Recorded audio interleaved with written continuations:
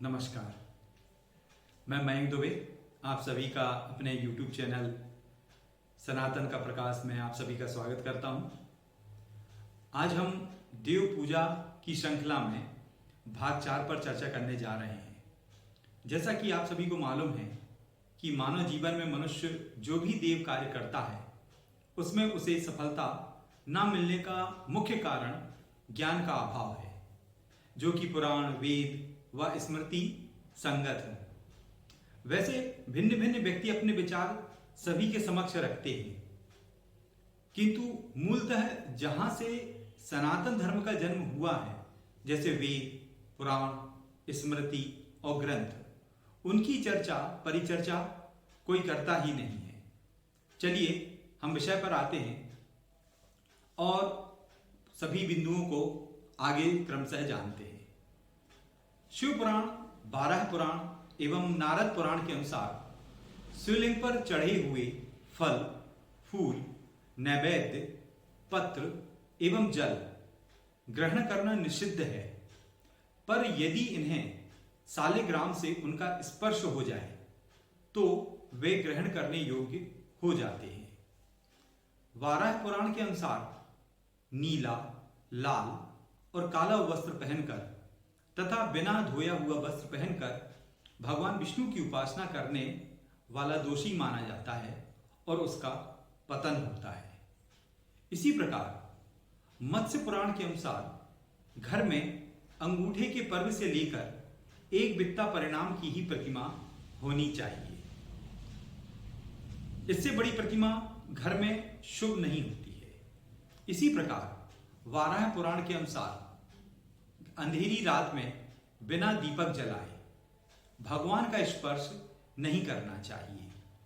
इसी तरह शमशान भूमि से लौटकर भगवान का स्पर्श नहीं करना चाहिए।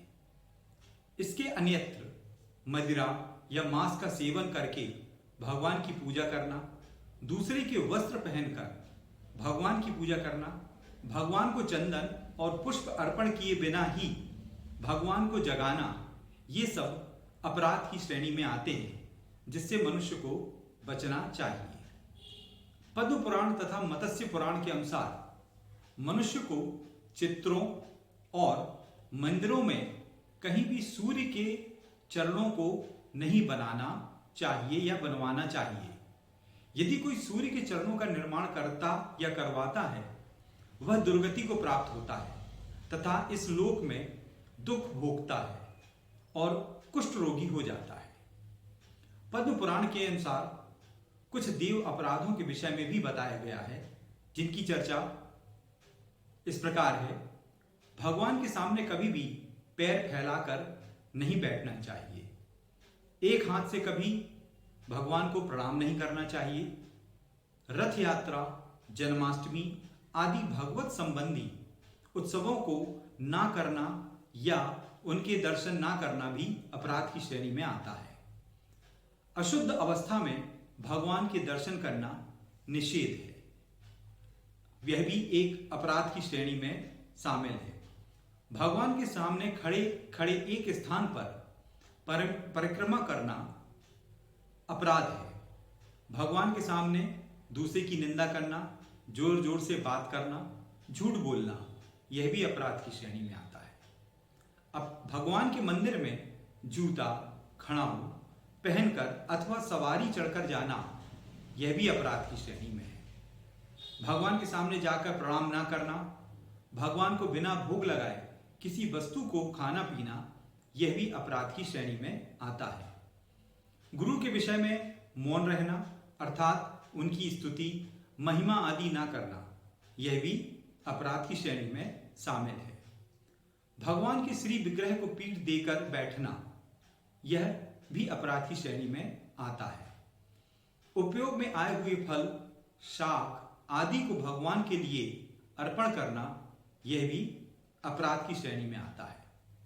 भगवान के सामने किसी दूसरे व्यक्ति को प्रणाम करना, भगवान के सामने किसी दूसरे पर अनुग्रह करना, यह भी एक अपराध की श्रेणी में आता है।